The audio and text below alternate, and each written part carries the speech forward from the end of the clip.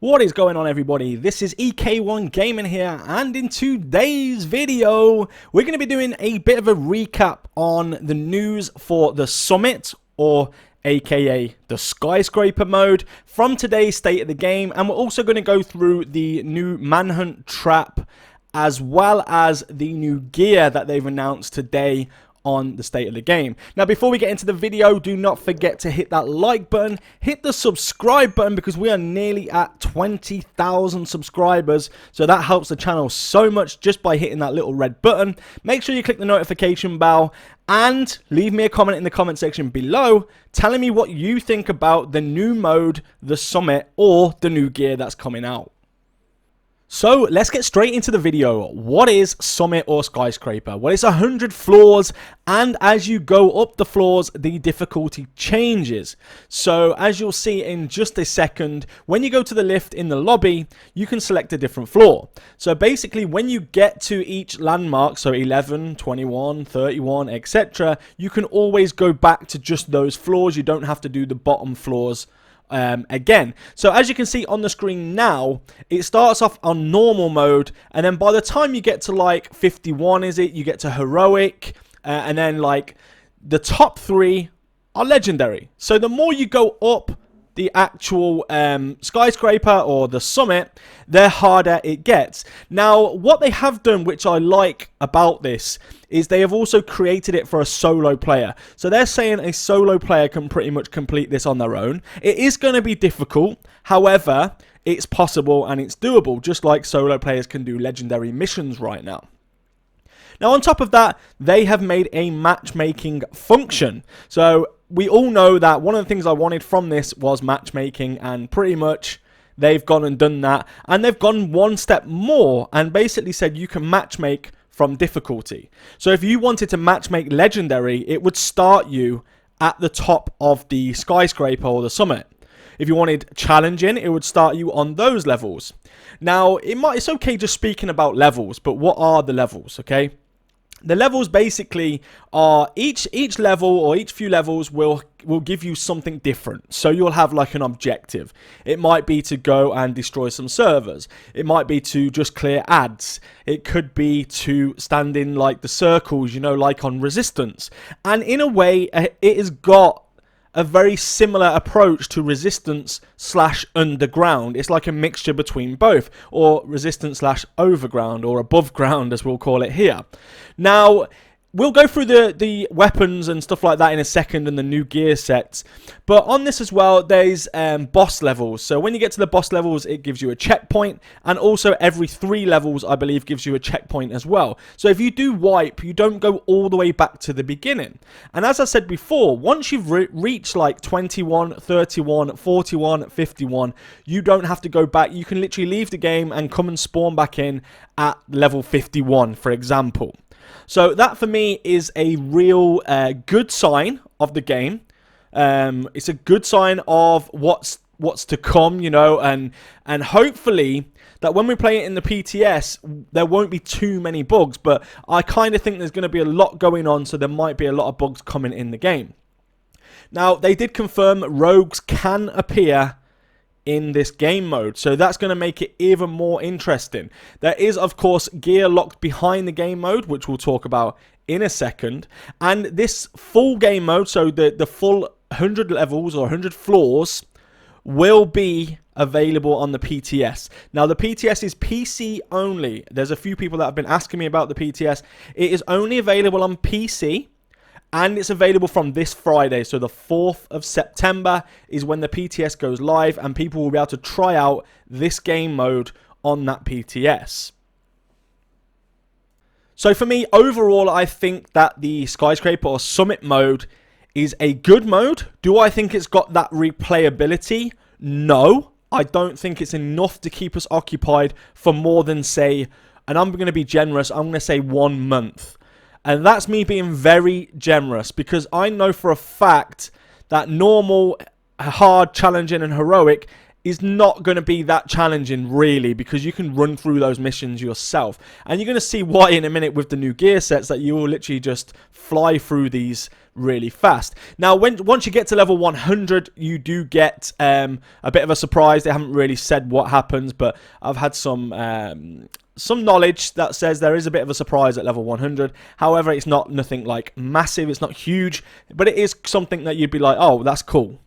So basically, with the matchmaking as well, you can also join a friend. So if your friend, say, is on level 91 and you haven't got there yet, you can still join your friend at that level. It's basically to include everybody and not exclude people from this game mode. Like the raid, you know, is very it excludes a lot of people due to the fact of people not being able to get matchmaking, etc. So they have really thought about it. So in my personal opinion, I think it's going to be good, but I just don't think it's going to be, you know, replayable too much. So now let's go and take a look at the actual gear sets, new weapons or exotics, gear sets, brand set, and all that good stuff. Let's have a look at what they are now. So the first thing we'll look at, and it's really quickly, we'll run over this, is the shrapnel trap.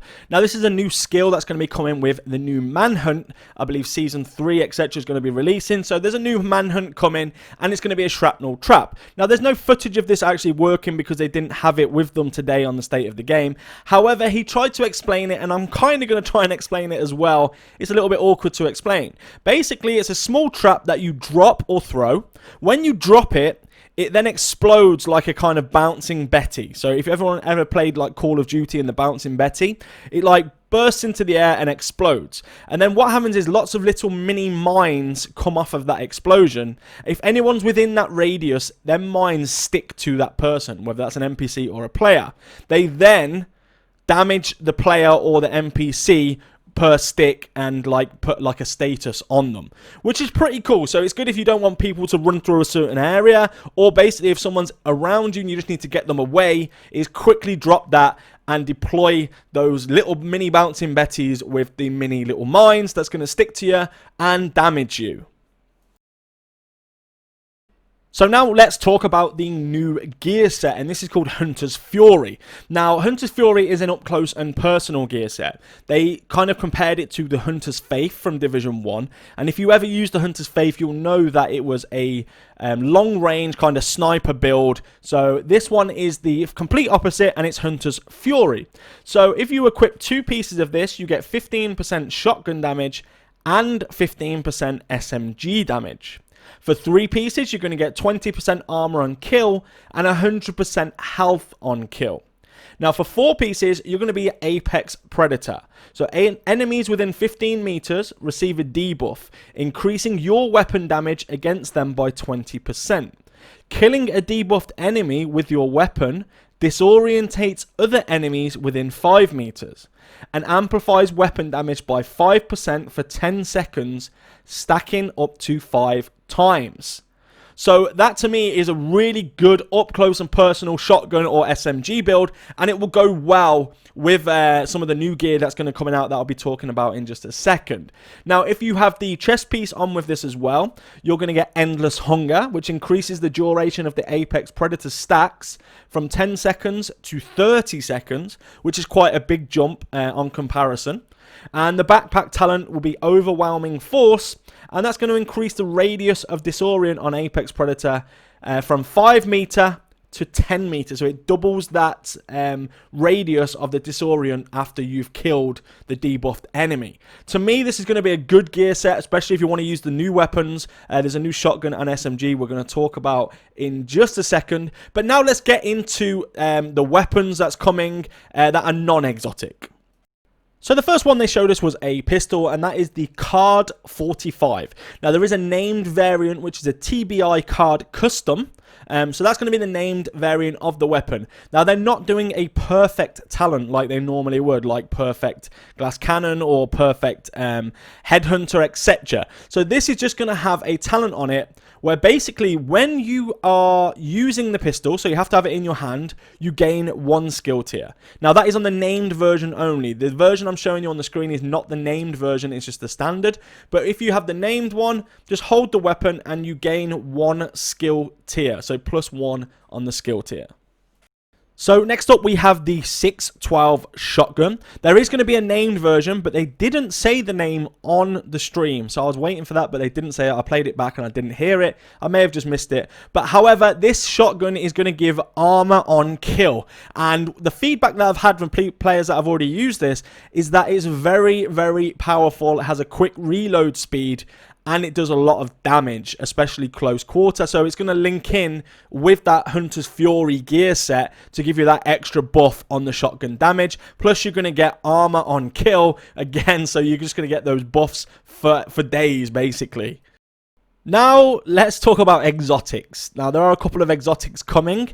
And honestly, I'm impressed with the SMG and stuff like that. I kind of think they're going to get a bit nerfed before they get into the actual live game, because some of the combinations, even now working them out, are very, very, you know, peculiar. I don't know why they would buff so much, etc. But however, let's take a look at what the new exotic main one for me is, and that's the SMG, and it's called the Backfire. So the Backfire, of course, is an SMG, and it's a new exotic, and basically has a talent on it called Payment in Kind. So dealing damage to enemies adds a stack of 1% crit damage. Stacks last for 10 seconds and are capped to 200. So basically you can get 200% crit damage additional on here. On reload, apply a 10-second bleed to yourself. So it's that bleed deals 0.5% armor damage per stack. So if you have 200% more crit damage, you are going to lose 100% of your armor with that stacking. Now, you can get around this by using hazard protection, armor regen, like from the gear set, etc. So them two combine together, I think are really going to be worth having a look at and seeing kind of that extra 200% crit damage is going to put my crit damage on my SMG build up to 422%. So that is really going to hit hard. But of course, you have the whole thing where you can take bleed yourself, and it might cause some issues for people who haven't got that tanky DPS build, or they haven't got the full gear set of the new gears. So hopefully we can test this out in PTS, which we can, and see how those combine together. Now let's take a look at the new exotic backpack, and that is called Momento. So the first thing you'll notice on the Momento is... guess what? Have a guess. That's right. Rainbow rolled. So with the backpack, it always rolls with one red, one blue, and the skill tier. So that's stuck like that, okay? That's simple. That's how it is. You just get that rainbow gear. When asked if this was done on purpose, he said it's kind of not and shrugged it off a little bit. But anyway, the actual talent on this is called Kill Confirmed. Enemies you kill drop a trophy on death. Collecting trophies provides both a short and long-term buff. The first of which scales with the number of core attributes equipped and lasts 10 seconds. 5% weapon damage, 20% bonus armor, and plus 5% skill efficiency. For every trophy collected, you gain an additional 1% weapon damage, 1% skill efficiency, and 0.1% armor regen for 300 seconds, and it's a maximum of 30 stacks. So basically, in short, kill as many enemies as you can, and basically collect the trophies to up your weapon damage, bonus damage, etc. The more reds or blues you've got in your build, the better it will be for you to use. Next up on the list is the Ridgeway's Pride chest piece. Now, this chest piece is another exotic, and it looks pretty complicated when the talent is explained on the description there. However, it has a talent called Bleeding Edge. Now, damaging enemies within 10 meters applies bleed to the target. Repair 1 to 25% of your armor per second based on the number of enemies within that 10 meters that are bleeding. So basically, if you have 5 enemies around you within 10 meters that are bleeding from your proc, you will get 25% armor regen per second. So every 4 seconds is 100% armor regen. So basically, you've got all your armor back within 4 seconds. Now, it depends how many enemies around you, and yeah, of course, there's not always going to be 5 enemies around you. You might have 1. 1 is 1%, 2 is 4%, 3 is 9%, 4 is 16%. So basically, and that's all per second. So you're going to get a lot of armor regen from this chest piece. This is going to go well, in my opinion, with the SMG, especially if we can get it rolled like it looks like it's rolled on the actual screen there.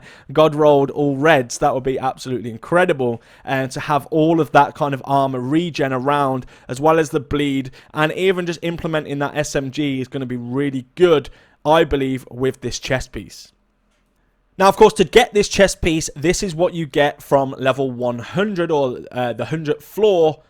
And then basically you earn a quest after that to then go and be able to craft the chest piece. So this is linked to the actual Summit game mode. And last but certainly not least on the new gear, this is not exotic. This is a new brand set and it's called Bellstone Armory. Now, for one piece, you basically get armor regen, armor on kill, and incoming repairs. So 1 piece armor regen, 2 pieces armor on kill, and 3 pieces incoming repairs. So again, it's going for that armor regen. You only literally have to have like 1 piece of this on to get more armor regen. For 2 pieces on this, armor on kill with the SMG, I don't know, with the chest piece as well, the armor regen is going to go like AWOL. It's going to go crazy for armor. You know, you could be potentially stacking up high amounts of armor regen. Hopefully they do stack, and we'll just have to really test it out in the PTS. Now, that's about all for the video, guys. I hope this is helpful and really just summed up today's state of the game, and it helped you explain a little bit more about what we're expecting in the PTS and hopefully what we're expecting in TU11. There's still not a release date for TU11. However, the PTS is coming Friday, so make sure you to follow me on Twitch, YouTube, everywhere. I'll be streaming the PTS so you guys can see all this in action. Take care, everybody, and I will see you all in the next video. Let's go!